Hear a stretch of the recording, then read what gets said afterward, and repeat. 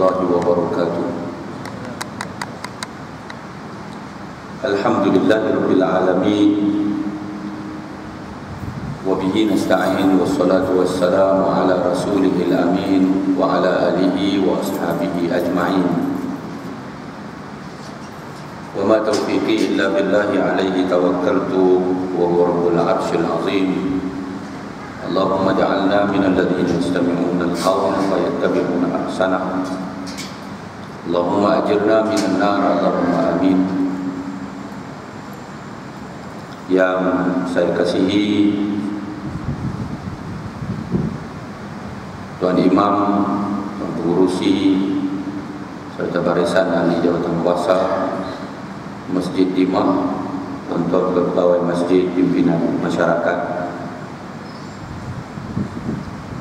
sahabat lama saya, lama tak jumpa, Fadil Ustaz Syukur Hasan,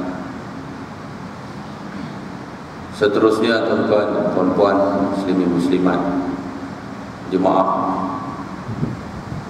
yang setia Masjid Timah yang hadir dalam kuliah kita malam ni, mudah-mudahan kesemuanya kita dirahmati Allah Subhanahu wa taala. Alhamdulillah, saya mengajak semua mengangkat rasa syukur kepada Allah Subhanahu wa taala yang pinjamkan umur, pinjamkan kehidupan lagi buat kita semua pada malam ni, sama-sama dapat berada di rumah Allah yang sangat mulia, berada di dalam majlis ilmu yang sangat mulia, lagi diberkati. Terima kasih Jawatan Kuasa sudi menjemput saya buat kali yang kedua di Masjid Timah ni. Malam ni saya nak cakap satu tajuk yang saya yakin dan percaya sebahagian besar daripadanya adalah perulangan. Tuan-tuan ya. Tetapi saya nak ajak tuan-tuan semua, mari kita amal satu daripada yang diajar oleh Nabi pada kita. Dalam hadis dia Nabi sebut, la yashba'al mu'minu min khairin yasma'uhu hatta muntahahul jannah. Sekali-kali orang beriman itu dia tidak pernah rasa kenyang dengan kebaikan yang dia dengar. Maksudnya dia tak pernah jemu dengan kebaikan dengan ilmu yang dia dengar. Kemarin mungkin dia dengar tang ni, kemarin dulu dia dengar tang ni, minggu lepas ustaz tu bercakap, minggu ni ustaz ni pula bercakap, hari tu cakap dah, hari ni cakap lagi. Dia takkan jemu. Yang kata ilmu ni orang beriman tak pernah jemu, macam mana kita tak pernah jemu buat ibadat-ibadat yang lain. Kalau satu orang jemu semayang, maknanya something wrong somewhere. Kita tak boleh jemu semayang, kita tak boleh jemu melaksanakan perintah Allah.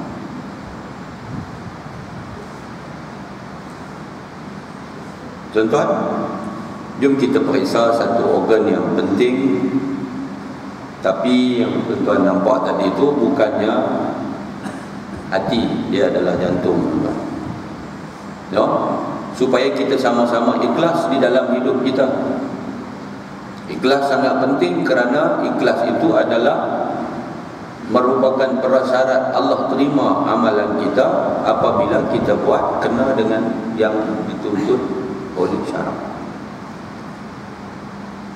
Tuan-tuan, beberapa prinsip lain yang mesti kita ada. Saya ajak diri saya ajak tuan-tuan semua, mai kita terus mencari dan mencari ilmu. Kita mati dalam keadaan kita jadi talib al-ilm. Man kharaja fi talabil ilmi fa huwa fi sabilillah hatta yarji'a. Siapa keluar dari rumah dia pergi tuntut ilmu, dia keluar dari rumah dia pergi cari ilmu. Orang yang duduk keluar dalam keadaan duduk pergi tuntut ilmu dimanapun, maka orang yang mencari ilmu ini, ilmu yang dimaksudkan ilmu yang menambahkan dia itu takut pada Allah. Ilmu paling akar, ilmu paling pokok adalah fardu ain. Orang tu kata Nabi bahawa fi sabilillah, dia pada jalan Allah sampai dia balik. Mati, kita mati syahid, tuan-tuan. Apalagi kalau kita ni pun sudah pencen, kita ni pun sudah umur banyak, Tuntut ilmu ni bukan tunggu pencen sebenarnya. No, sebelum kita dipertanggungjawabkan waktu kita mukallaf, ilmu yang fardu ain itu umpamanya kita nak semayang, kita kena sudah clear. Tapi cerita dia kita mengaji tentang semayang sampai kelar duk mengaji lagi. Nampak tuan? Tak apalah. Kita kena terus mengaji, kita akan terus mengaji sampai kita mati waktu tengah duk mengaji ni. Dah dapat ilmu, kita beramal dengan ilmu. Kerana ilmu tanpa amal itu macam pokok tanpa buah. Siapa ada ilmu dia tak amal, diancam orang yang ada ilmu tidak beramal itu, fa'alimun bi'ilmihi lam ya'malan mu'adzabun min qabli ubadil wasan. Orang yang ada ilmu, orang alim tapi dengan ilmunya dia tidak beramal, dia akan diazab sebelum penyembah-penyembah berhala. Dia bukan ancamannya. Lima taquluna ma la taf'alun, kabura maqtan 'indallahi an taqulu ma la taf'alun. Pasal apa hang duduk cakap apa yang kamu tak buat? Allah Ta'ala murka, kemurkaan Allah yang cukup besar kepada orang yang bercakap tapi dia tak buat. Satu jari saya tunjuk kat tuan-tuan, 4 tunjuk pada diri saya sendiri. Tidak semua saya boleh buat, dan kita sama-sama sebenarnya sedang berusaha untuk buat. Syukur dengan nikmat. Allah bagi dekat kita nikmat yang terlalu banyak, dan tidak ada nikmat yang lebih besar daripada nikmat Islam dan iman. Syukur nikmat Allah dengan mensyukuri segala pemberiannya. Berterima kasih kepada manusia sebahagian daripada makna terima kasih kepada Allah. Jadi anak, terima kasih pada mak ayah kita. Jadi murid, terima kasih pada guru-guru kita. Jadi suami, terima kasih pada isteri yang selesaikan banyak kerja, banyak masalah kita. Jadi isteri sebaliknya, begitulah seterusnya. Bila Allah uji, sabar dengan ujian, ini prinsip. Lagi Allah sayang dekat hambanya, lagi itulah kita diuji. Allah nak lembutkan hati kita yang keras, Allah turunkan ujian supaya kemudiannya kita dapat dibentuk menjadi lebih hebat apabila kita bersama. Macam besi nak dibentuk, dia dibakar betul-betul supaya pada ketika dia sudah lembut, ketika dibakar itu dia dibentuk semula menjadi yang lebih. Jadi orang beriman, dia bukan saja sabar dalam waktu dia taat perintah Allah, dia bukan saja sabar waktu dia tinggal segala maksiat yang Allah larang daripada dia buat, dia juga sabar ketika dia diuji dengan musibah dan bencana. Lalu dia redha dengan ketetapan Allah. Dia yakin di sebalik setiap kejadian itu ada hikmah yang tertentu. Tuan-tuan, Allah Maha mengetahui. Dia lebih tahu apa yang terbaik buat kita hamba-Nya. Kota apa yang dikata sepanjang hidup kita, kita bertemu dengan apa yang kita telah persetujui bersama. Kita jadi suami dan isteri, kita ada benda-benda yang kita bersetuju untuk buat bersama-sama. Bila bersetuju, fatawakkal 'ala Allah. Buat sebaik mungkin. Cintakan kebaikan selamanya. Kita pastikan kita dan semua yang di bawah tanggungan kita menyintai kebaikan. Fikirlah yang baik, cakap yang baik tuan-tuan, dan buat yang baik.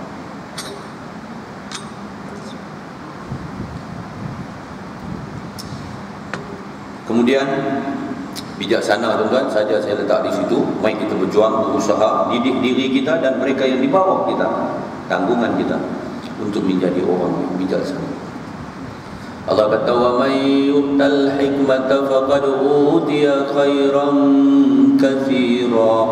Dan barang siapa yang diberikan kebijaksanaan hikmah, maka sesungguhnya dia telah diberikan kebajikan yang sangat banyak. Dia baca yang tersurat, dia faham yang tersirat, dia tengok dinding tembus sebelah dinding, dia tengok dunia, dia nampak akhirat.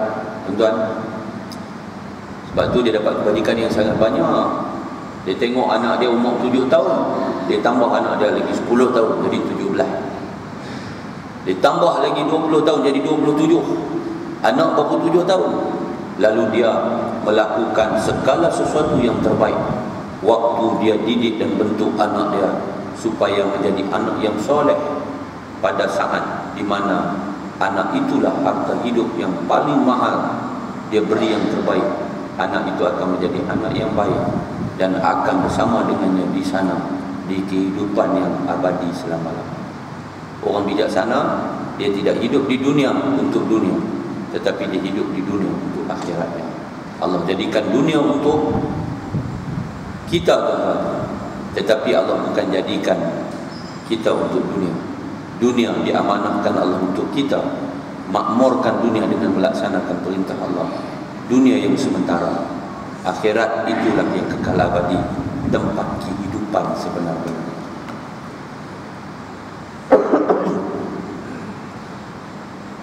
Mari kita tengok beberapa lagi yang menjadi musuh orang beriman dalam hidup kita. Kita akan bertemu dengan beberapa musuh secara ringkas, tuan-tuan. Sebenarnya cakap bab musuh ni pun dah satu slot ceramah. Ya. Yang pertama kejahilan, kemudian iblis, syaitan, nafsu ammarah, dan yang terakhirnya adalah dunia. Bayangkan kalau manusia itu jahil, tuan-tuan. Ya, al-jahlu ra'su kulli khati'ah. Kejahilan itu adalah induk bagi segala kesalahan, kesilapan manusia. Nabi baca ayat Al-Quran dalam suratul Infitar, ya ayyuhal insan, wahai manusia, kata Allah, ma gharraka bi rabbikal karim. Apa yang memperdayakan kamu sampai kamu jadi sombong dengan Tuhan kamu yang maha mulia? Nabi bersabda, gharrahu jahluhu. Yang tipu manusia, yang berdaya manusia adalah jahil. Mana ada kejahilan yang lebih besar, manusia itu lebih daripada besarnya jahil dia terhadap Allah. Dia tak kenal Allah, dia tak kenal Nabi, dia tak sayang Allah, dia tak sayang Nabi. Kerana tak kenal maka tak cinta. Kalau sudah tidak kenal Allah, tak kenal Nabi, maka cinta kasih yang kita beri pada dia, kita ajak dan ajak anak kita cinta pada kita, terlupa ajak cinta pada Allah dan Rasul, hanya kemudiannya hilang bersama masa. Anak itu akan kemudiannya beralih cinta, disebut cinta beralih arah. Apabila dia memiliki kejahilan yang membelenggu dirinya, dia jahil hak-hak Allah, dia jahil hak-hak Nabi, dia jahil hukum-hukum agama, maka ketika itu kejahilan itulah musuh yang paling besar dalam diri dia. Lalu dia akan kalah dengan iblis, dia akan kalah dengan setan. Sedangkan setan itu disebut oleh Allah, innahu lakum aduwwum mubin. Tidak betul?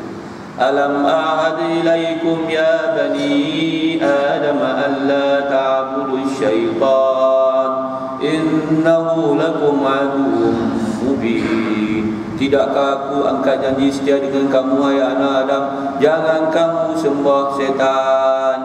Mana jangan kamu ikut syaitan, iblis. Innahu lakum aduwwum mubin. Setan itu bagi kamu musuh yang sangat nyata, tapi tak pernah nampak dipandang mata. Setan mana itu? Setan dari bangsa jin. Tapi kalau lagi satu setan boleh nampak saja, sebab dia itu rambutnya hitam macam kita, kepalanya macam kita, dia manusia. Syaitanul ins, syaitan jenis manusia. Tuan-tuan, nafsu amarah dalam batang tubuh kita, dunia yang sedang kita pijak, di mana bumi yang kita pijak itulah bumi Allah. Kita diamanahkan untuk jadi khalifah, dan ketika kita menjadi khalifah, pengganti Allah di dunia untuk mentadbir dunia ini, kita adalah hamba dia. Kita bukan hamba syaitan, kita bukan hamba nafsu, kita bukan hamba pangkat, kita bukan hamba kedudukan, kita bukan hamba makhluk, tapi kita adalah hamba Allah, yang Allah sifatkan kepada hambanya yang mengimarahkan rumahnya. Mereka itu adalah lam yakhsha illallah. Mereka itu adalah orang-orang yang tidak takut melainkan kepada Allah. Ma'na la yakhafuna lawmata la'im. mereka itu adalah orang-orang yang beriman dengan Allah, beriman dengan rukun-rukun iman, beriman dengan hari akhirat. Mereka mendirikan sembahyang, mereka menunaikan zakat. Mereka itu adalah orang-orang yang tidak pernah takut ketika melaksanakan perintah Allah, celaan orang-orang yang mencela, cercaan orang-orang yang mencerca. Ulaika humul muhtadun. Mereka itulah yang mendapat hidayah dari Allah Subhanahu wa taala. Muslimin muslimat dirahmati Allah Subhanahu wa taala sekalian. Kemudian kita tengok sikit pesan Nabi sallallahu alaihi wasallam sebelum kita bercakap tentang keberkatan. Kata Nabi dalam sebuah hadis, arba'un min sa'adatil mar'i an takuna zawjatuhu salihatan wa auladuhu abraran wa khulaqahu salihin wa an yakuna rizquhu fi baladihi aw kama qala. 4 daripada tanda bahagia seseorang itu, kata Nabi, bila dia seorang laki-laki, dia dapat isteri solehah. Bahagia hidup kita, tuan-tuan. Ya, dapat isteri solehah yang sokong kita. Kita tengok muka dia, dia membahagiakan kita. Kita suruh dia taat kita. Kita larang dia tak buat yang kita larang. Dia tabah mengandung dan melahirkan anak kita. Dia gigih mengasuh dan mendidik anak kita, membesarkan anak zuriat keturunan kita. Betul. Kalau kita seorang perempuan, bahagia hidup kita, dapat suami yang soleh, suami yang pimpin hidup kita, jadi imam pada kita dari dunia sampai akhirat. Dia akan sentiasa sanggup menghadapi segalanya, bahkan sanggup mati kerana pertahankan ahlinya, isteri dan keluarga. Man qutila duna ahlihi fa huwa syahidun. Barang siapa yang dibunuh, suami itu dibunuh kerana pertahankan isteri dan keluarga, matinya adalah mati syahid.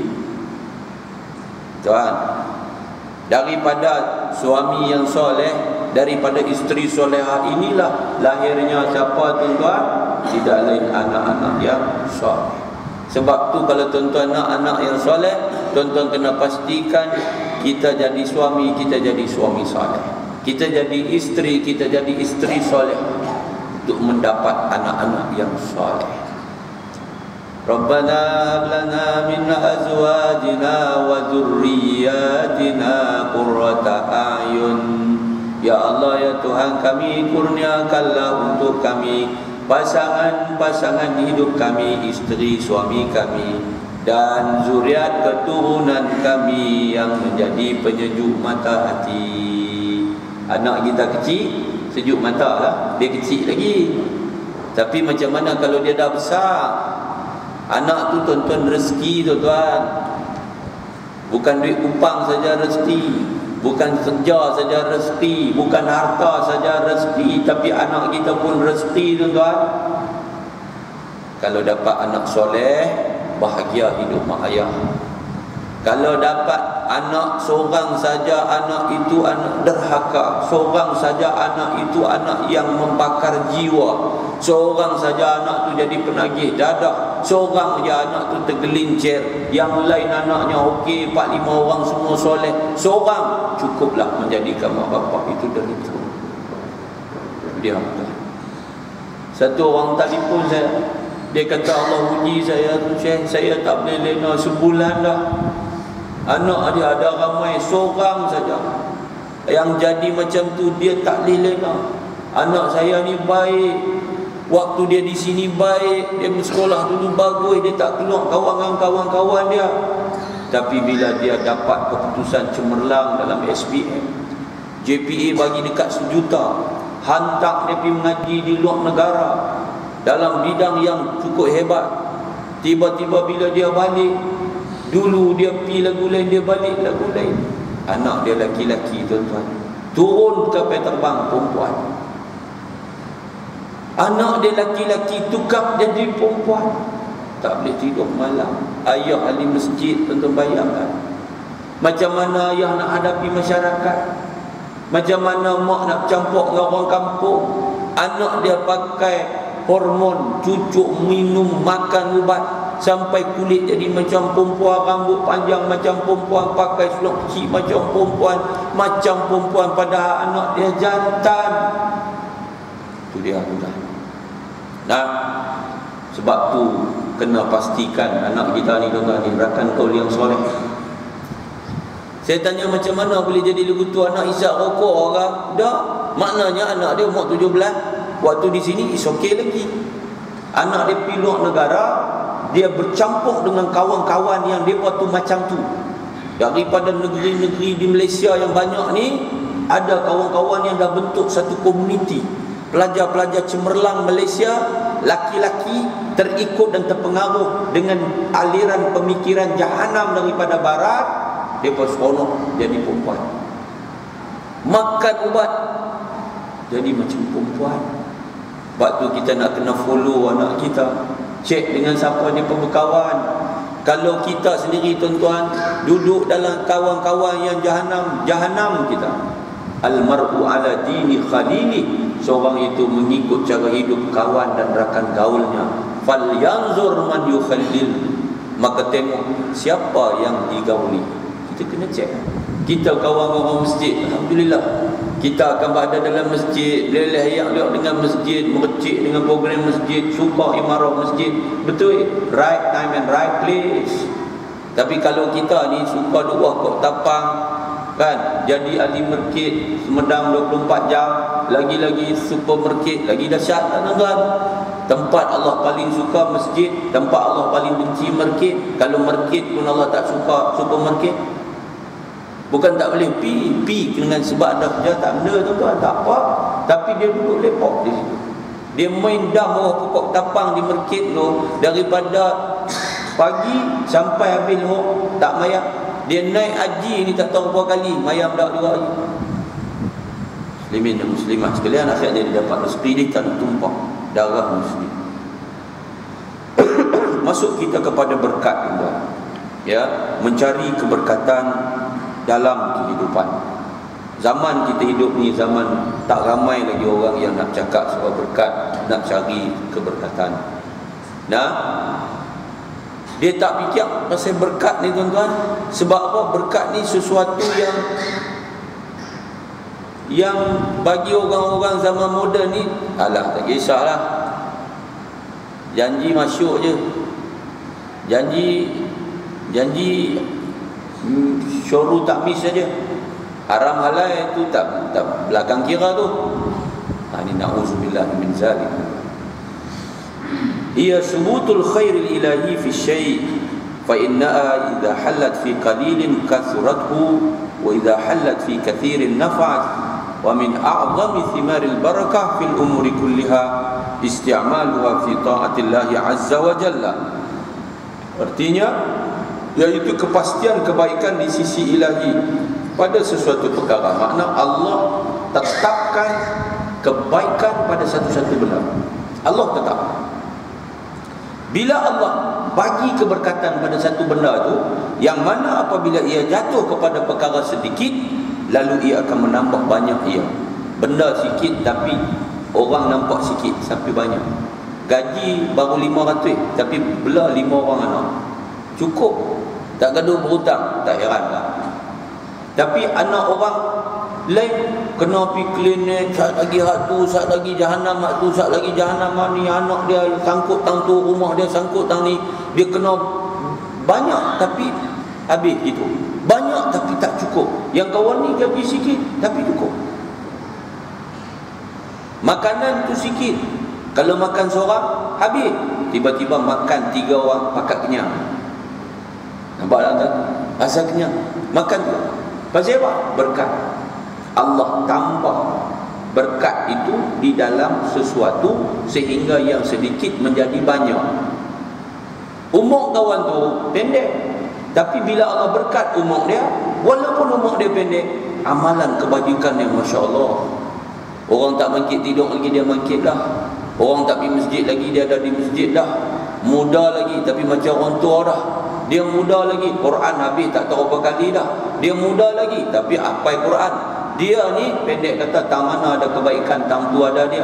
Tang mana ada kebajikan, tang tu ada dia. Tang mana ada dosa, jangan cari muka dia. Dia mati umur dia muda, tetapi amalannya Masya Allah lebih banyak daripada orang yang panjang usianya. Itu berkat. Ni berkat ni tuan-tuan, yang tidak dijual di pasar raya. Berkat ni dia hak Allah. Dan apabila Allah bagi berkat kepada sesuatu yang banyak, ditambahkan banyak manfaat. Dia tu dah duit banyak, tapi manfaat pun banyak. Dia buat kebajikan, buat kebajikan ni, dia ada tenaga, dia tolong orang ni, dia tolong orang ni. Dia orang yang daripada pagi sampai ke malam, jam tu lah, tang mana dia pergi, dia nanti akan mengejar kebaikan. Dia fastabiqul khairat, dia orang yang berlomba buat kebaikan. Tuan-tuan, ada orang dia bukan tak sihat, dia sihat tapi dia lena. Rumah lena, pergi masjid lena, pergi market pun nak lena. Pasien dia, maka dia tu esok bila mati, lena pun 25 tahun. Lena saja. Muslimat sekalian, okeylah juga lena, dia tak buat maksiat. Ada orang dia jaga tapi dia hidup dalam maksiat. Lagi dahsyat. Kita kalau tak boleh buat baik, jangan buat jahat, jangan buat maksiat, jangan buat dosa. No. Kita kalau tak boleh buat baik, jangan halang orang buat kebaikan. Jangan suruh orang buat kemungkaran. Manusia kalau dia sudah jadi satu orang yang sangat celaka, dia bukan takat buat maksiat, dia nanti tunjuk ke orang maksiat yang dia buat. Dia nanti cerita dengan bangga maksiat yang dia buat. Dia nanti menjadi pencetus dan penggalak orang buat maksiat. Dia adalah manusia yang paling celaka. Tuan-tuan, paling besar berkat tu apa yang dia kata tadi, iaitu guna balik semua pada jalan Allah. Anak dia akan dorong anak dia buat segala kebaikan dan kebajikan. Apa maksud rezeki yang berkat? Sedikitnya cukup, banyaknya boleh diagih-agihkan. Manakala rezeki yang tidak berkat, sedikitnya tidak cukup, banyaknya rasa tidak puas. Itu dia tuan-tuan. Rezeki yang tidak berkat umpama meminum air laut, semakin diminum semakin haus. Manusia jadi tamak, manusia jadi haloba. Dia makin jauh daripada Allah. Dalam kekayaan dan kemewahan, dia makin tenggelam di dalam maksiat, noda dan dosa. Na'udzubillah. Dia dapat bini dia, ya dengan bini dia, dia tak didik bini dia, dia tak ajak bini dia tak pastikan bini dia taat perintah Allah, tak ada berkat. Dia dapat anak-anak, dah lagi bini tak diajak, anak pun tak diajak sama, anak pun dibiang dalam keadaan ya hidup mereka hanyalah untuk seronok dunia, kan? Mangkit pagi, mangkit juga, tapi semua tak peduli, semayang bang, pak tak peduli, mak pun tak peduli, anak-anak tak peduli. Tuhan bagi hidup yang sihat tapi tak berkat. Mereka nak amalkan cara hidup sihat, mangkit 3-4 anak, pagi-pagi cerah tanah, patut orang jalan balik daripada mayang di masjid, dia keluar pergi untuk berlari, jogging kerana mencari hidup yang disebut sebagai gaya hidup sihat. Nampak tak? Jadi pakat-pakat kena telur 3 suku masak, kan? Kena roti telur meleleh, telur bergoyang. Depa kira apa tuan-tuan? Syuru syabdu, kira syok ya. Mak, ayah, anak serupa. Patut mau pegang mikrofon, kita serupa ya. Hidup tak lebih daripada hanya untuk keseronokan dunia. Ni orang yang hidup tak berkah. Lama ke hidup atas dunia tuan-tuan? Sekejap je. Dunia ni sekejap sahaja banding akhirat. Kerana apa? Kerana satu hari di akhirat sama dengan 1000 tahun di dunia. Dalam ayat yang lain dia kata 50,000 tahun di dunia. Fi yawmin kana miqdaruhu 50,000 sana. 50,000 tahun. Kalau kita ambil 1000 tahun pun sudah lah. Fi yawmin kana miqdaruhu 1000 sanatin mimma ta'udun. Hak kamu duk kira 1000 tahun. Satu hari di akhirat. Bayang tuan-tuan, kita baru hidup berapa lama? Berapa minit baru kita hidup? sedangkan kita sudah 45, 60 tahun. Sebab apa? Sebab nak sampai 1000 tahun tak ada lagi dah. Umat dulu adalah Nabi Nuh dulu 950 tahun, kan? Tapi kita tak ada. Tuhan bagi umat Nabi Muhammad, umat akhir zaman, a'maru ummati baina sittina was sab'in. Umat aku antara 60 ke 70 tahun. Kan? Kita lagu tu yang Tuhan bagi umur 15, kita pun balik. Umur 20, kita pun duduk universiti dah. Umur 25, kita beritih kaki nak menikah dah. Kan?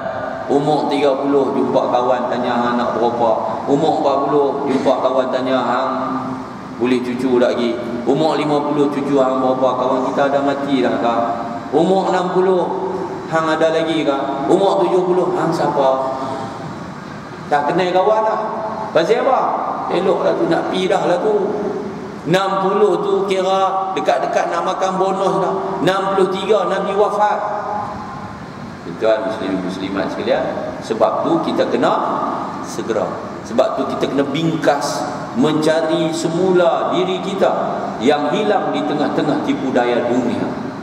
Mencari diri kita yang sebenar di tengah-tengah hilangnya kita ketika tertipu dengan nafsu amarah. Kita tamak haloba sehingga terlupa kepada tanggungjawab. Ya'kuluna kama ta'kulul an'am. Orang akhir zaman ni, manusia akhir zaman, mereka itu hidup makan minum depa macam makan minumnya binatang ternakan. Al-mutakedarahu. Kan? Binatang-binatang ternakan tu, kambing, lembu semua makan je. Kadang-kadang lembu kambing yang kita belah makan, minum sampai lena pun duk punya. Tapi mereka mulia daripada kita jadi tuan tu. Pasal apa? Mereka satu tasbih ke Allah. Dalam cara mereka, kita ni mana erti tasbih kalau kita tak mengaji? Mana erti ibadat kalau kita tak mengaji? Kalau kita tak ada ilmu, kalau kita tak beramal dengan ilmu, kita tak pernah erti tasbih. Jadi terima kasihlah tuan-tuan pada Allah. Syukur banyak-banyak kerana Allah takdirkan kita di dalam pertemuan ilmu ini. Terima kasih pada mak ayah kita yang didik kita dengan ilmu, yang hidupkan kita di dalam taman-taman syurga, sehingga kita hari ini menjadi seorang yang mengerti kenapa kita hidup, dari mana kita datang, ke mana kesudahan kita. Tuan-tuan, kalau dunia dicari seperti minum air laut, tak pernah puas. Nabi kata kalau satu manusia ada 2 lembah emas, ada 2 bukit emas, dia tak akan cukup dengan 2, dia nak 3. Labtara salis, nak 3. Pasal apa? Manusia tak pernah puas. Akhirnya tanah akan penuh dalam kerongkongnya, maksud dia mati. Pulunlah kita ni, masjid tak main, surau tak pi, mengaji pun dah, kira cari makan aja, tak peduli halal haram, bujuk lalu lintang patah, tibai ke semua, bewak, gajah, babi, balun semua. Mana boleh?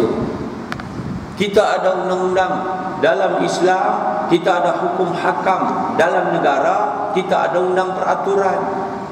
Nampak tak? Yang halal boleh kita ambil, yang haram kita ambil. Kita wajib cari yang halal. Talabul halali faridah, tuntut yang halal fardu. Kita dalam hidup, kita tak boleh lari daripada kita duk cari rezeki yang kita nak bagi, kita nak bersuap dalam mulut anak isteri kita. Wajib cari yang halal. Lah ni tuan-tuan, ada ramai kisah tentang duit halal haram. Berapa ramai anak bangsa kita tuan-tuan duk masuk di gereja tertentu di Kuala Lumpur kerana mendapatkan makanan percuma. Yang siapa sedia dia tak peduli lagi, asalkan dia boleh makan aja. Tuan-tuan, apa kesan hidup yang berkat? Orang yang makan rezeki halal, Nabi kata siapa makan yang halal, dia makan halal, dia minum halal, 40 hari dia jaga pemakanan dia, peminuman dia, semua daripada yang halal. Yang pertama Tuhan bagi dekat dia, dia akan mendapat hati yang tenang, hati yang hidup. Muslimin dan muslimat dirahmati Allah, peroleh ketenangan hidup, dia rasa cukup. Kayalah kita ni tuan-tuan, seolah memiliki dunia ini apabila kita bangkit pagi, kita dah ada makanan yang cukup untuk kita makan yang halal. Kita sebenarnya dah dapat. Sebab itu orang yang mencari rezeki yang halal, apabila dia dapat rezeki yang halal itu, walaupun sedikit Allah berkati, itulah yang terlebih baik untuknya. Ma qalla wa kafa. Nabi kata apa yang sedikit mencukupi, khairun mimma kathura wa alha, lebih baik daripada banyak tetapi menyebabkan kamu lalai dan cuai daripada laksana perintah Allah. Tuan-tuan, apa kesan hidup yang berkat? Kebajikan akan bertambah. Bertambah kebajikan kita. Hari ini jadi hari yang lebih baik dari kemarin. Itu tanda berkat. Besok hari jadi lebih baik daripada hari ini. Nah, keluarga kita sakinah. Orang yang dapat hidup yang berkat, orang yang cari rezeki yang berkat, dia akan dapat keluarga yang sakinah. Sakinah makna keluarga yang tenang. Dapat isteri solehah, dapat suami soleh, dapat anak soleh, hidup dalam rumah yang tenang, balik rumah tak serabut. Rumah dia jadi apa?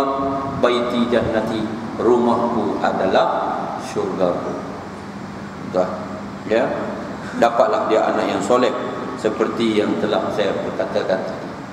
Nah, anak kita cakap sepatah dia faham 10. Anak kita pesan hari ni dia faham lama, dia ingat lama. Anak kita tak suruh dia buat dah. Tu anak soleh. Anak yang taat akan ibu ayahnya. Anak yang sentiasa berusaha memasukkan kegembiraan dalam hati mak dan ayah. Itu anak yang soleh. Nah, sebab apa? Sebab kita dapat hidup yang berkah. Jadi mudah melakukan ibadah. Orang yang dapat rezeki berkat, dapat hidup berkat ni tuan-tuan, dia jadi ringan nak buat ibadat. Nah, Allah Subhanahu wa taala bagi dia rasa nikmat dalam ibadat yang dia buat, di atas keberkatan kurniaan Allah, di atas rahmat yang Allah bagi. Tuan-tuan, doanya dimakbulkan Allah. Bila Allah bagi berkat pada kita, Allah bagi berkat pada rezeki kita. Rezeki kita halal, makan minum kita halal, pakaian kita halal, apa yang kita dapat halal, Allah bagi berkat, Allah bagi rahmat, Allah kabulkan doa. Hari ini ada orang kisah tentang pendapatan yang haram. Alah, dia kata sikit-sikit je. Alah, yang lain halal, alah sikit je.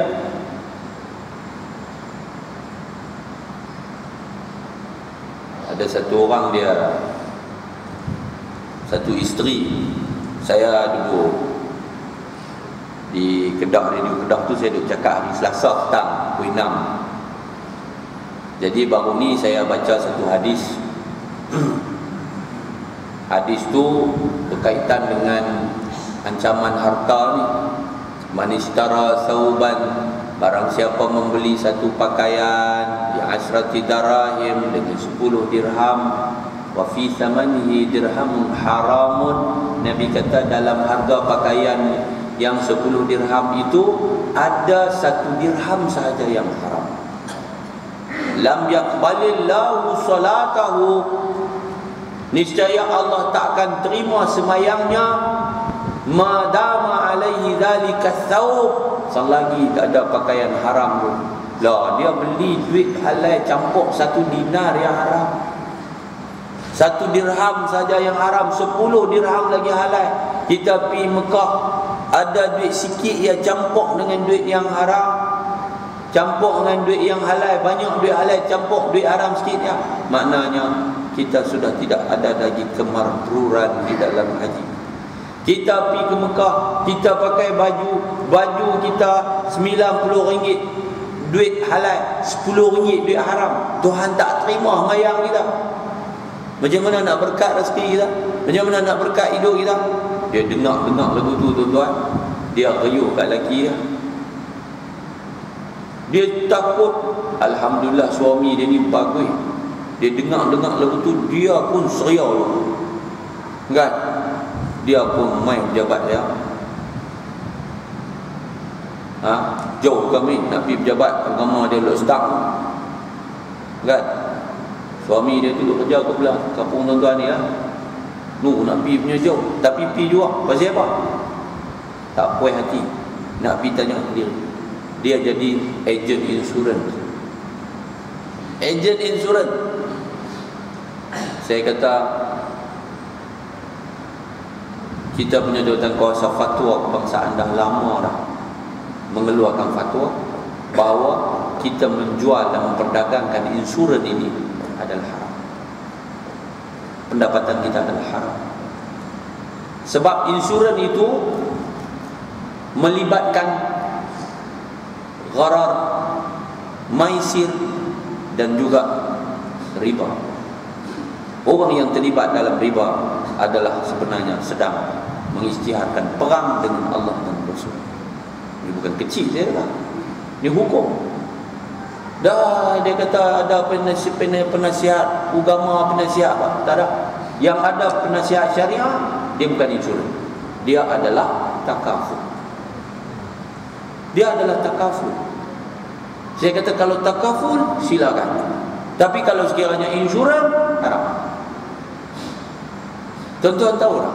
Nabi SAW cerita satu orang laki-laki yang berjalan daripada satu tempat yang jauh, berdebu tubuh dia, rambut dia kusut masai, dia angkat tangan tadah kat Tuhan pasal dia dalam keadaan sangat perlukan akan istijabah doa. Dia angkat tangan tinggi-tinggi, ya Allah, ya Rabbu, ya Rabbu, ya Rabbu. Nabi kata wa mat'amuhu haramun wa mashrabuhu haramun wa malbasuhu haramun wa ghudhiya minal haram fa anna yustajabu lah. Dia angkat tangan tinggi-tinggi doa sedangkan makanannya haram, minumannya haram, pakaiannya daripada sumber yang haram, perutnya dipenuh dengan yang haram. Macam mana Allah nak istijabah doa? Jadi saya kata jangan duk meleleh ayat kalau benda haram. Sebab tu kita takkan ambil duit yang haram. Tapi hari ini tuan-tuan, berapa ramai yang terlibat di dalam rasuah. Betul tak betul? Nah, tang ni duit kopi, tang ni duit kopi, tang ni duit. Nak kena tanya duit ke apa ke, kalau benda tu haram, haram. Saya tak mahu terlibat. Kita jangan terlibat. Pasal apa? Kesan dia besar. Pasal apa budak-budak ni buat? Pasal apa budak-budak hari ni hyperaktif? Pasal apa budak-budak hari ni payah dengar kata? Pasal apa jadi samsin kampung dusun? Pasal apa jadi mengku hayun? Antaranya berkat sudah diangkat. Baru ni di Sungai Petani, kumpulan pecah rumah termuda umur 9 tahun. Pecah rumah. Dia panjat atas silin rumah. Pakai apa tuan-tuan? Pakai paip getah. Pasal dia ringan. Umur 9 tahun dah pecah rumah. Tuan-tuan bayang kalau umur dia 19 tahun. Tuan-tuan bayang umur dia 29 tahun. Muslimin muslimat dirahmati Allah Subhanahu wa taala sekalian, kita akan memperoleh rahmat dan redha daripada Allah. Redha Allah inilah yang kita cari tuan-tuan. Kita nak masuk dalam syurga tidak lain dengan rahmat Allah dan redha Allah Subhanahu wa taala. Apa kesan hidup bila kita tak dapat keberkatan? Tanda hidup tak berkat tuan-tuan, hiduplah kita dalam dosa, bergelumang dengan dosa, buat dosa di atas dosa, di atas dosa. No? Orang yang buat dosa, dia tak bertobat, apa kesan dia tuan-tuan? Man aznaba zamban, siapa-siapa buat satu dosa kemudian dia tak bertobat, walam yatub, apa jadi? Man aznaba zamban, kata Nabi, siapa buat satu dosa, nukitat fi qalbihi nuktatun sauda, Allah akan tempa di atas hatinya, sekeping hatinya itu satu titik hitam. Fa in taba sukila qalbuhu, maka sekiranya dia bertaubat, dia istighfar, dia minta ampun pada Allah, dicuci hatinya dari titik hitam. Wa illam yatub, tapi kalau dia tak bertaubat, bila Allah dah cabut berkat, Allah dah tarik rahmat, manusia hidup dalam laknat, manusia tak nampak lagi petunjuk dan hidayah, dia akan buat lagi zada ala zalika, bertambah titik-titik hitamnya di atas hatinya, hatta yaswadda qalbuhu, sehingga hatinya jadi hitam sehitam-hitamnya. Tuan, muslimin muslimat sekalian, waktu dia apa peduli pada ketika itu dengan mak dia, dia apa kisah dengan bapak dia apa heran dengan ayat mata mak dia apa heran dengan orang tua, dia apa heran dengan tanggungjawab, dia tak peduli. Dia menjadi petualang, dia adalah musuh kepada ibu dan ayahnya di hari tua mereka. Dia gunting dalam lipatan, dia menjadi api dalam sekam, dia membakar hidup keluarga dan masyarakat. Tuan nak kata apa lagi? Keluar berjalan, gigi mata bermerah, lagu dia tengok macam nak telan orang aja. Kan? Kita pun naik susah hati. Dia main masjid pun dia curi, dia pecah. Tadi pagi tuan-tuan tahu Masjid Al-Bukhari di Kedah, ada Masjid Al-Bukhari, masjid besar tu tuan-tuan. Tolong hati-hati. Tadi jawatan kuasa dia bagi tahu saya, pegawai masjid bagi tahu dia kata, tak tahulah, tabung hilang, kami duduk di belakang. Masjid tu besar tuan-tuan. Belakang tu tabung pakai apa nama, baca bunyi, kena dengar krek, ada nambot, mereka boleh buka. Situ tu tempat tumpuan pelancong duk berhenti, dia kata, sampai kita tak larang abang kena jangan tinggal barang berharga, jangan. Mereka boleh tahu tinggal dalam kereta tu laptop ke telefon ke apa, mereka boleh tahu. Mereka pakai hantu maklimah ke apa ke Allah. Ini muslimin muslimat sekalian. Pencuri bukan terjadi loh dalam masjid ni curi.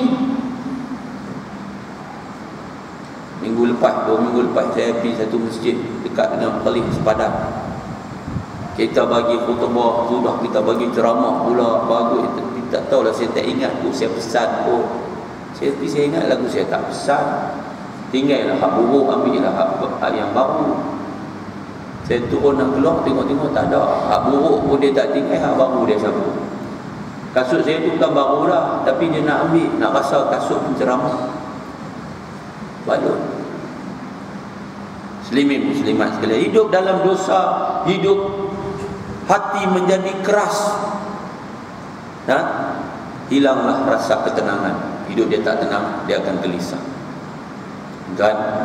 Orang yang hidup dalam maksiat menjerit hati dia, jauh di sudut hati dia. Kalau dia jadi suami tak tanggungjawab, dalam hati dia duduk menjerit, oi, hang ni bila nak berubah, bila nak jadi suami soleh, bila nak jadi bapa soleh, bila hang nak semayang, bila hang nak duduk contoh yang baik pada ada anak hang ni mangkuk lah. Hati duduk jerit di dalam tu. Kalau ada, itu iman lah tu. Dia akan hidup dalam keadaan tidak dapat ketenangan, walaupun dia cuba membeli ketenangan. Hari itu saya balik program, tengok-tengok ada PU separuh akhir. Dan last kali itu ada satu persembahan, ada satu kumpulan, mereka ambil celah-celah tu klip video, mereka tunjuk panduan yang bercakap cerita tentang kesilapan. Dia beritahu, menangis panduan. Saya menyesal, dia kata, hari ini wang bukan segala-galanya. Saya abaikan isteri saya abai anak saya abai keluarga saya hidup berpoya-poya, saya silap, saya teriak. Ini mereka sebenarnya bukan bahagia, mereka tuk dalam keadaan derita tuan-tuan. Sebab kebahagiaan adalah kurniaan Allah. Dia tak akan rasa cukup, dia tak akan rasa puas. Orang yang tak akan rasa puas, dia akan tentu hidup dalam keadaan terus tamak dan malu. Macam orang Israel lah. Dia tak puas, dia rampas, dia tak akan puas. Dia hidup tak akan puas. Makin tamak dan makin haluba. Nah, keluarganya pun berantakan. Suami jadi suami tak tanggungjawab, isteri jadi isteri yang curang, anak-anak jadi anak-anak yang khianat, anak-anak jadi anak yang derhaka. Nah, tunjuk satu perempuan, dia kata saya ada anak 5 orang, saya dah berapa tahun duduk di sini, saya masih ingat anak saya caci saya, anak saya maki saya. Menangis dia tuan. Sebelum dia bawa kaki dia dan kemudian terdampar di sebuah rumah kebajikan untuk. Saya dah tua, saya harap sebelum saya mati saya sempat bertemu dengan anak-anak saya. Menangis. Tu di luar tu berapa banyak gelandangan hari ni tuan-tuan. Anak-anak buah. Bukan tak ada keluarga. Akhirnya Jabatan Kebajikan Masyarakat selamatkan mereka dan tempatkan di rumah perlindungan. Anak dahaga. Apa punca dia? Di antara puncanya adalah berkat hidup yang telah dicabut oleh Allah Subhanahu.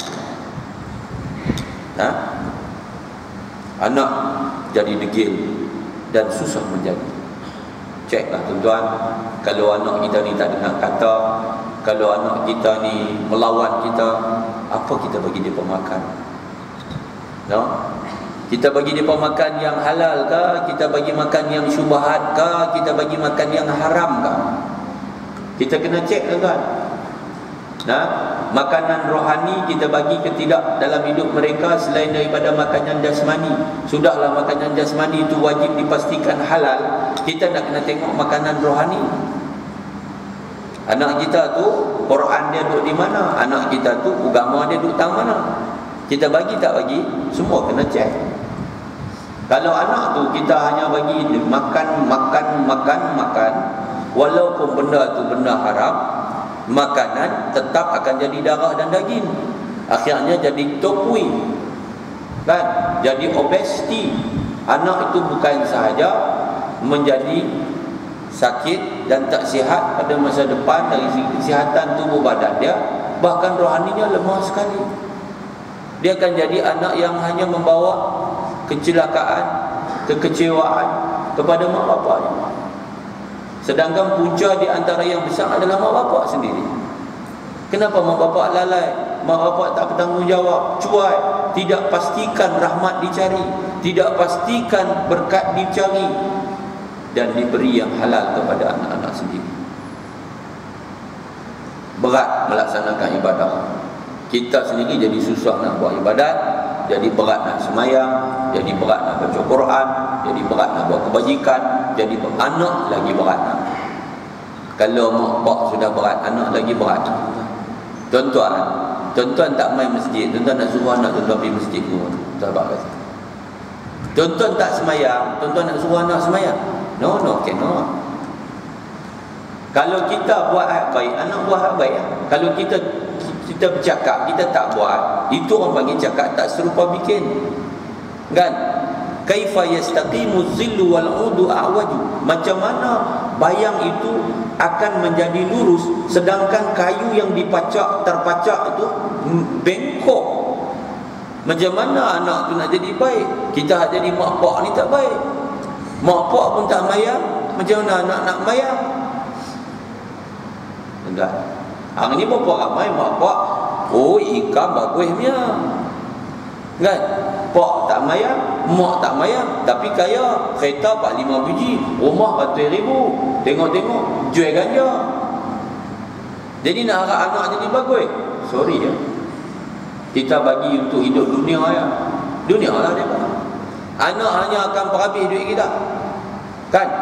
Kalau kita sedekah, Tuhan tak terima, yang kata haram. Kita cari yang haram, kita sedekah dengan dia, Tuhan tak terima. Kita tinggal, itulah zadahu ilanna. Bekal kita nak buat binatang tu. Nabi kata siapa yang tak peduli daripada mana sumber harta yang dia dapat, Allah juga tidak akan pernah peduli pada dia untuk loncok dia masuk dalam neraka melalui mana-mana pintu itu. Ada 7 tuan-tuan pintu neraka itu nanti. Muslimin muslimat yang dirahmati Allah Subhanahu wa taala sekalian. Hari kita tengok gambar sikit tuan.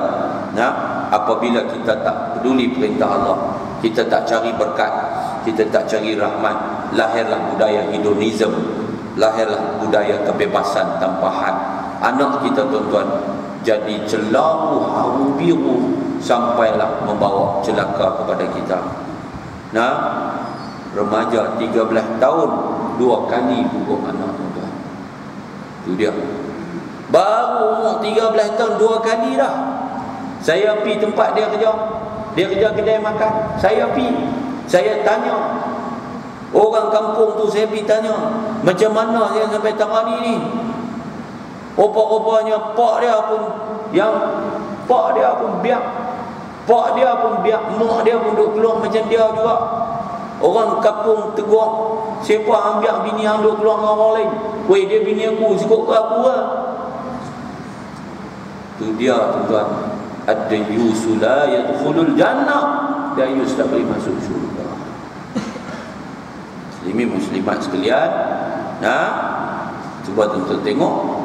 Apabila berkat dan rahmat diangkat, hari ini angka dan fakta yang ditunjukkan cukup membimbangkan kita. Cuba tuan-tuan tengok, Malaysia daftar 70,430 anak luar nikah tahun 99 2003, baru 70,000. 99 2003 5 tahun tuan-tuan. Cuba tuan-tuan tengok hari ni 2000 2008 257,000. Tengok dia punya beza. 8 tahun 257,000, itu 5 tahun 70,000 je. Walaupun 70,000 tu besar, tapi 2000 2008 257,000. Tuan-tuan tengok pula 2008 2010 152,000. Wih, lagi dahsyat. Nak abang-abang? Nak abang kata kita semakin jauh daripada rahmat. Kita semakin jauh daripada berkat. Kita semakin jauh daripada hidayah. Ni yang terbaru. Datuk Seri S. Subrahmanyam, Menteri Kesihatan, mendedahkan 18,000 remaja hamil setiap tahun di Malaysia yang mendapat rawatan di pusat-pusat kesihatan maupun Kementerian Kesihatan. Yang dapat rawatan, yang tak dapat, yang pandai makan, pandai simpan, yang sedang-sedang beranak lempang atap. 1,500 setiap bulan mengandung. 50 orang setiap hari. Betul ya? Muslimin muslimat sekalian, na'udzubillah min zalik. Kita minta jauh daripada anak-anak kita hidup terlibat dengan benda-benda ini semua tuan-tuan. Akhirnya anak-anak tidak berdosa ini menjadi mangsa kepada sebuah tragedi hilangnya kemanusiaan. Tuan-tuan, muslimin muslimat dirahmati Allah. Ini akibat apabila kita tak perlu diberkat dan rahmat. Anak jantan jadi perempuan, anak perempuan jadi jantan. Hidup mereka hedonism. Tuan-tuan tengok ni. Hak seorang perempuan tapi dia menjadi watak jantan. Hak seorang lagi perempuan jadi kekasih hatinya. Hak yang harapan negara tu dia bagus punya tu ada. Kalau pakai selong sekolah, pakai baju sekolah, bagus punya tu tarik dulu tu tuan-tuan agak-agak kalau dia tak pakai baju sekolah. Kalau dia tak pakai selong sekolah, kita tahu bahawa rokok itulah langkah pertama nak jadi penagih dadah. Tuan-tuan tengok tu. Tuan-tuan tak takut ke? Bayangkan ni anak-anak kita yang kita duk bagi makan apa dekat mereka tuan-tuan. Apa kita ajak mereka? Apa kita asuh mereka dengan Quran, dengan agama? Muslimin muslimat dirahmati Allah Subhanahu wa taala sekalian. Tuan-tuan, jangan tengok mata dia lama-lama tuan-tuan. Ada hantu maklimah. Takut tengok. Saya tengok sekaya tu. Kan? Muslimin muslimat sekalian, ni rokok baru pula ada lagi dahsyat dalam. Ni kumpulan. Saya pi ni tuan-tuan. Saya pi di Kuala Lumpur. Saya pernah ikut seorang pegawai yang akses masuk ke lorong-lorong belakang. Tapi saya cukup bimbang dan takut tuan-tuan. di atas kereta saya di lorong belakang tu. Dia pun duduk dalam kota, kadang keluar duduk jual diri tu tuan-tuan, mengandung. Ya, saya pernah jumpa seorang yang duduk keluar ayam pun ni tuan-tuan. Dia minta nak ajak, nak layan kita, nak dapatkan duit tuan-tuan. Tengok-tengok anak dia balik, anak perempuan dia pakai kain hijau, pakai baju, pakai tudung. Tak terkejut kita. Dia bela anak dia, hasil daripada tu saya ajak anak saya tak mau bagi anak saya jadi macam saya. La ilaha illallah. Pelacur terlibat dalam dadah, umur muda tapi dah jadi macam orang tua. Banyak. Ini gelandangan yang mereka itu kadang jadi penagih dadah sebab nak hidup, diterima oleh komuniti gelandangan. Minum arak kerana nak terima komuniti gelandangan. Ni bukan gelandangan ni tuan-tuan, ni pakai tudung ni tuan-tuan, bukan tudung yang menjadi identiti seorang muslimah. Ni tudung ni sebab kat sekolah je. Kalau betul dia pakai tudung, dia takkan buat macam ni. Betul tak betul? Ha. Tapi tak apalah, kawan-kawan dia pakai tudung lah juga, tapi malang lah. Saya nak abang kata apa? Ada ramai juga yang macam ni. Baru ni saya duduk tengah makan, orang rumah saya main kata abang jangan duk perhati sangat. Mana saya tak perhati, saya geram. Pasal pak pun ada, mak pun ada tu. Mak pakai kain gelumbung, pak pun dia ada umur lebih kurang 50. Anak jantan ada 3, anak perempuan ada 2. Anak laki-laki tu umur dia masih remaja, belum 20 tahun lagi. Ni duk isap rokok ni dengan pak ni duk isap rokok. Yang anak perempuan ni tuan-tuan, ada main telefon tu, ni bakat warna putih belik belakang, warna hitam sikit belik depan. Apa makna? Maknanya depa tu pakai kain kelumbung. Depan tu kalau coklat, pasal apa? Dia duduk pergi sekolah. Belakang tu putih, pasal apa? Pasal terlindung dengan kain tudung. Makna pergi sekolah awak pakai tudung, balik rumah awak keluar dengan mak bapak awak tak pakai tudung. Habis yang salah anak kan salah mak bapak. Salah mak bapak lah tuan-tuan. Sebab tu Nabi kata, kullu mauludin yuladu alal fitrah. Yang dilahirkan, tiap yang dilahirkan lahir dalam fitrah. Dua ibu bapa itulah kata Nabi, yuhawidani au yunassirani au yumajjisani. Dua ibu bapa itulah yang akan sama ada jadikan Yahudi, jadikan Nasrani, jadikan Majusi. Kita nak sumbat apa ke anak kita? Kita nak bagi yang halal, kita nak cari nak bagi yang haram, kita juga. Muslimin muslimat rahmati Allah Subhanahu wa taala sekalian. Ni saya kata apa pun tak habis dengan rokok hak yang lama tu tuan-tuan. Dah 20 tahun dah majlis fatwa keluar kata haram, majlis fatwa kebangsaan. Hari ni rokok tu sudah berharga RM17 sekotak, 20 batang. Ada orang hisap rokok satu hari 2 kotak. Tuan-tuan bayang, kalaulah satu hari dia keluar beli rokok RM20, RM20 satu kotak RM17, dia kita kira bawa keluar RM20. Makna sebulan punya mana? RM600. Boleh? Boleh? Satu hari RM20, satu hari RM20, 10 hari RM200, 20 hari RM400, 30 hari RM600. Maknanya kalau sebulan RM600, cuba bayang, kita kira sebulan ya RM600. Kalau kata 10 bulan RM6,000, kan? Kalau kita kata 10 tahun, kita kira mudah RM60,000. Ayo, RM60,000. Ada? Betul tak RM60,000? Kan saya salah? Betul kan? RM60,000 tu saya kira 10 bulan, bukan kira 12 bulan tuan-tuan. 2 bulan lagi kita kira bagi free ya. Tak campur pun.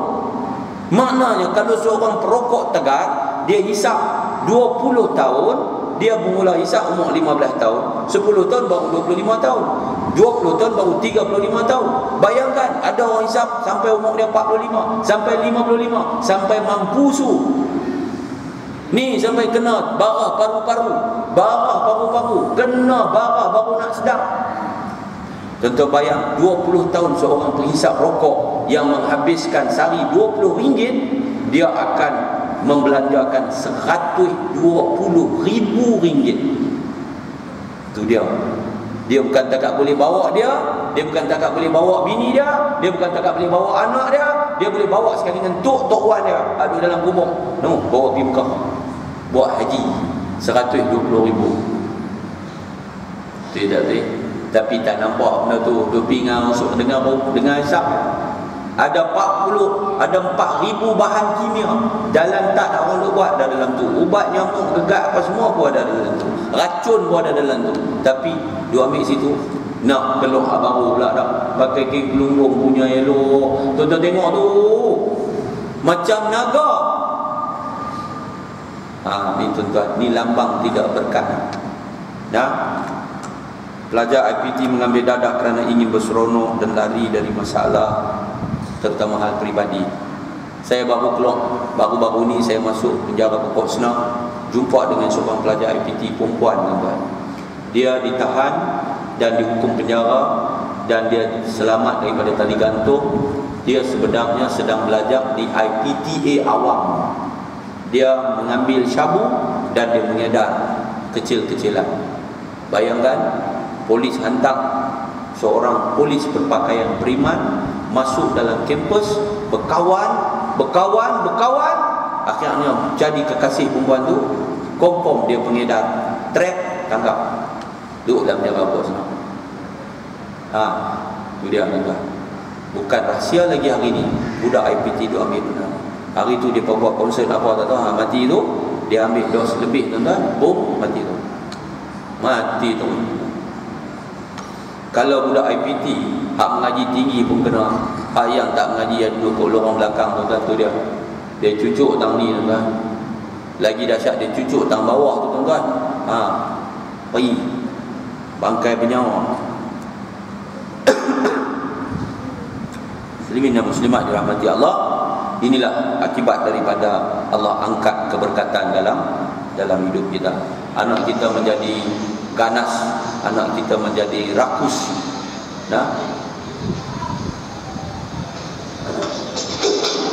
Ini satu kes buli yang dahsyat. Yang hari tu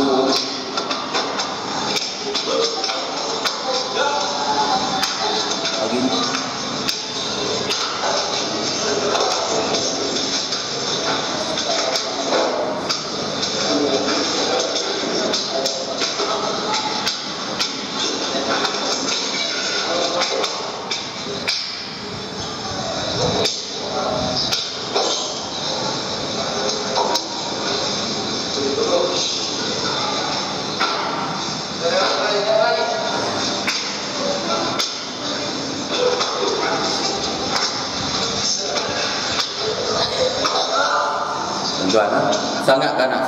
Saya tunjuk tak habis, tuan-tuan. Dan kes ini hari itu dah di viral lama. Dan kemudian sekolah orang rumah saya dituduh sebagai tempat lokasi ini. Sebenarnya kes ini lama dah berlaku di sebuah negeri di selatan Tanah Ayam, bukan di Kedah, ya. Tapi saya nak cerita bahawa budak-budak zaman ini sudah sampai begitu dahsyat. Hari ini pun ada satu kes lagi di Kedah. Seorang budak umur 13 tahun dipukul, dibuli oleh senior dia atas tuduhan mencuri sebuah telefon dan sedang berada di hospital mengalami kecederaan, dan polis sedang memburu pembuli ini. Jadi yang ni di antara benda yang kita kena renung, tuan-tuan. Bila dia dah pukul di sekolah, dia dah keras hati di sekolah, bila dia dah buat benda salah, dia dah ambil benda-benda yang haram. Akhirnya, tuan-tuan, bila dia keluar, dia jadi dewasa, dia dewasa melakukan jenayah. Islam haramkan jenayah, Allah haramkan zalim tak ada dirinya, dan Allah mengharamkan kezaliman pada siapapun walaupun dia orang bukan Islam. Itu tuan-tuan. Ini pecah kepala ni, tuan-tuan. Dia menggunakan parang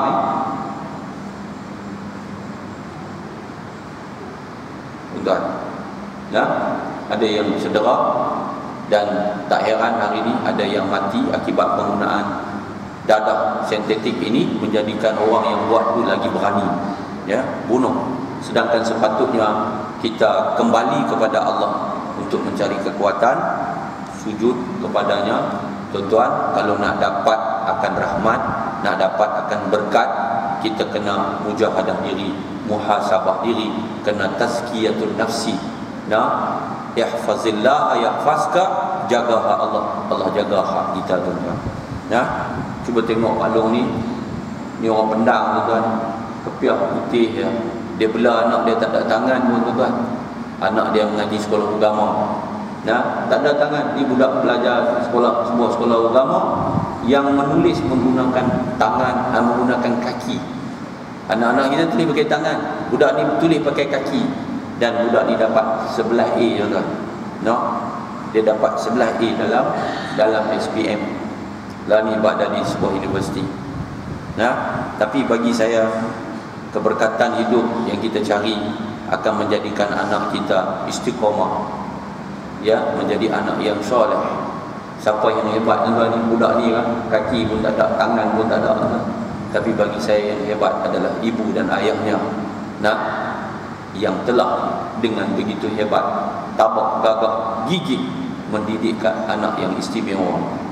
Kalau kita Tuhan uji dengan anak istimewa macam ni, agak-agak macam mana, tuan? Macam mana nak besarkan dia? Tapi bapak dia boleh ajak dia sehingga dia reti untuk melaksanakan perintah Allah, solat. Muslimin muslimat dirahmati Allah Subhanahu wa taala sekalian, bila dah dapat keberkatan, dapat rahmat Tuhan,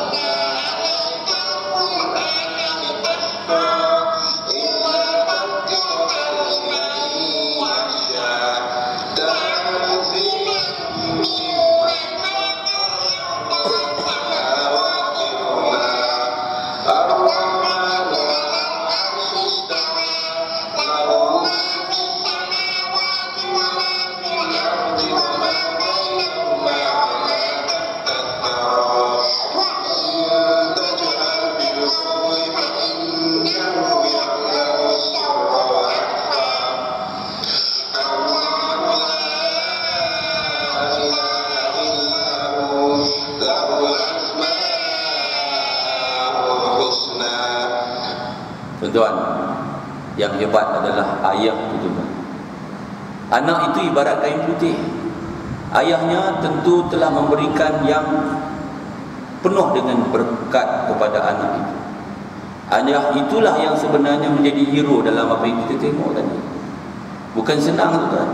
Anak dia sampai boleh dahului dia, sesuatu yang diulang berulang-ulang kali, sehingga anak yang mungkin dalam usia 3 tahun itu fasih melontarkan kata ayat-ayat suci Al-Quran. Tuan-tuan, jangan kita menyesal kemudian hari.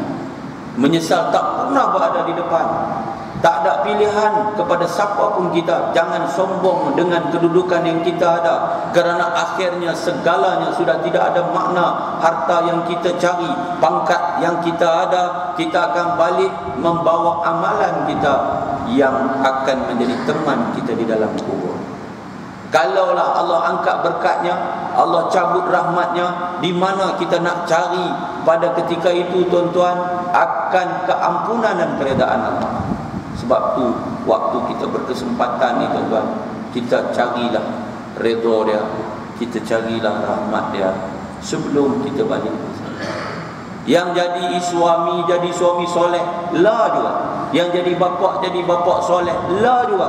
Yang jadi ibu solehah sekarang juga. Jadi isteri solehah lah ni juga. Jadi anak-anak soleh lah ni juga. Kalau kita buat yang haram, wajib kita bertaubat, kita minta ampun sebelum Allah panggil kita. Inilah kita. Inilah kita. Tinggallah semua, apa semua hak hebat, hak kaya, apa semua baju apa yang mahal semua tak boleh pakai. Tinggal lagi putih ni kita pakai. Jom kita ingat, jom kita kenal muslimin muslimat dirahmati Allah Subhanahu wa taala sekalian. Tuan, mari kita menghayati bersama satu hakikat yang akan semua kita lalui dan dilalui oleh mak dan ayah kita. No? Tuan-tuan, saya nak minta tuan-tuan tolong fokus sekejap dalam beberapa second yang akhir. Kita dah di penghujung dulu sebenarnya. Saya nak minta tolong tutup lampu, tinggal belakang sudah. Tuan-tuan tengok dengan mata hati. Tuan-tuan bayangkan bahawa perjalanan kita ini adalah perjalanan di alam yang pasti akan kita temui, alam kubur ini. Di sinilah kita suatu hari nanti.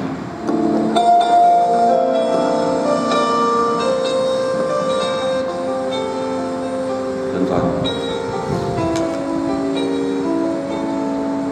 kubur satu realiti yang akan pasti kita temui, satu hakikat yang pasti akan berlaku dalam hidup kita adalah detik kematian yang akan datang secara tiba-tiba. Saudara, lihatlah kediaman kita nanti. Inilah sebenarnya rumah yang telah disiapkan menanti. Bayangkan saudara, mata kita yang sudah tertutup dan tidak akan mampu terbuka lagi di dunia ini. Bayangkan kita yang sudah bersiap untuk meninggalkan anak dan istri setelah ditutup muka, setelah dimandi.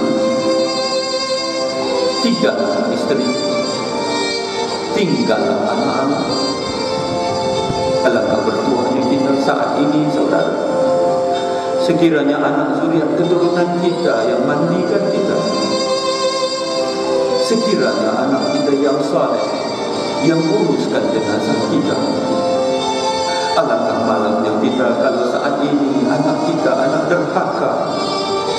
Saat ini harta yang kita cari sudah tidak membawa arti. Kakulah kita di sini menanti detik kita dikafankan. Para istri, bayangkanlah ini suami anda, suami yang selama ini bersama dengan kita dalam susah dan senang. Bayangkanlah ini ciuman terakhir istri kita di pipi kita. Bayangkanlah inilah pertemuan akhir kita dengan istri kita di dunia sebelum kita ditutup muka. Kuatkan yang terakhirnya. Mana anak kita seorang jurutera?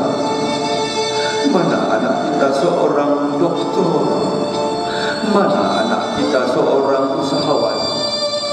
Mana anak kita kalau mereka bukan anak yang saleh, mereka akan hanya membawa beban.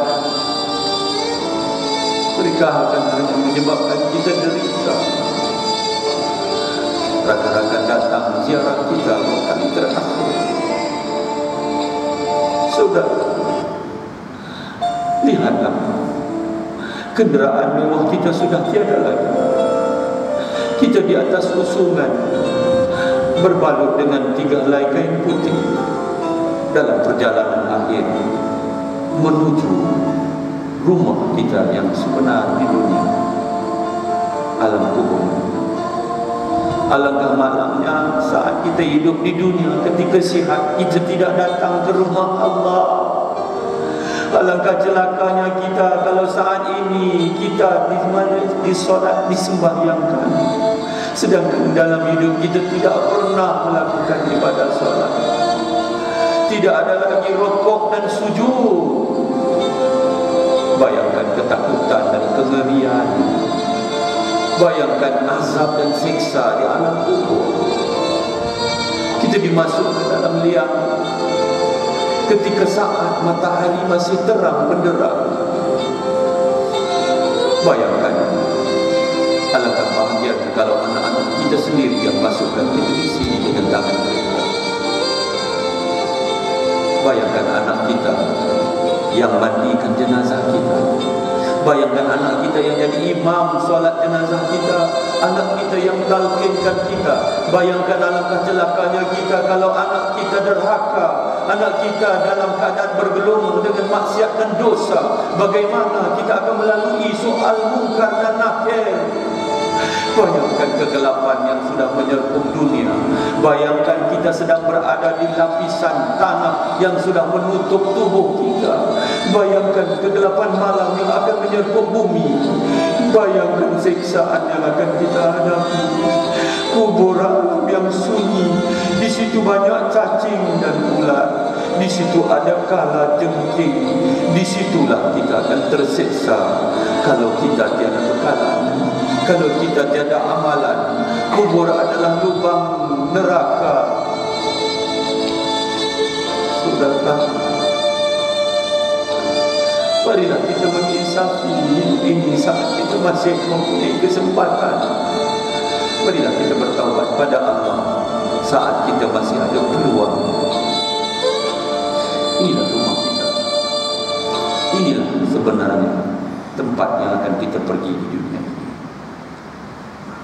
Muslimin dan muslimat, tuan dan puan yang dikasihi sekalian, yang sebenarnya kita cari dalam perjuangan kita adalah pewaris kita, anak yang soleh, yang doakan kita saat kita tertinggalkan dunia ini. Bayangkan dan renung dalam mata hati masing-masing, di manakah anak remaja kita saat ini? Adakah mereka telah pun melaksanakan solat maghrib tadi, ataukah mereka akan qada lagi pada malam ini, ataukah mereka tidak peduli dan sudah lama tidak peduli dengan kewajiban dan kefarduan utama? Jom buang yang keruh tuan-tuan, ambil yang jernih. Mudah-mudahan hidup berlalu kiambang akan bertaut semula. Mari kembali kepada Allah, bertaubat dan mohon keampunan. Saya ingat sekadar itu, tuan-tuan, saya sudah solat jamak tadi. Sebenarnya saya dalam musafir, saya sedang menuju ke Kuala Lumpur. Saya mohon tuan-tuan tolong doakan, mudah-mudahan saya suruh keluarga selamat sampai di sana. Nak pergi makan kenduri tuan-tuan. Lepas makan kenduri suruh balik, taluk setang balik. Rupa pergi makan kenduri Sungai Petani lah tuan-tuan, kerana yang buat kenduri itu abang, jadi nak kena pergi juga rumah dia. Jadi tuan-tuan tolong doa, sebab tadi saya dah main ke Perai. Tadi saya ada dengan pejabat daerah di Bukit Bertajam. Saya balik, rehat sekejap 2 jam, main pula drive ke Kuala Lumpur. Jadi saya tahu saya letih, tetapi orang putih kata I have to. Tuan-tuan tolong doa, mudah-mudahan selamat sampai dan selamat balik. Sekian, wabillahi taufiq wal hidayah. Wassalamualaikum warahmatullahi wabarakatuh.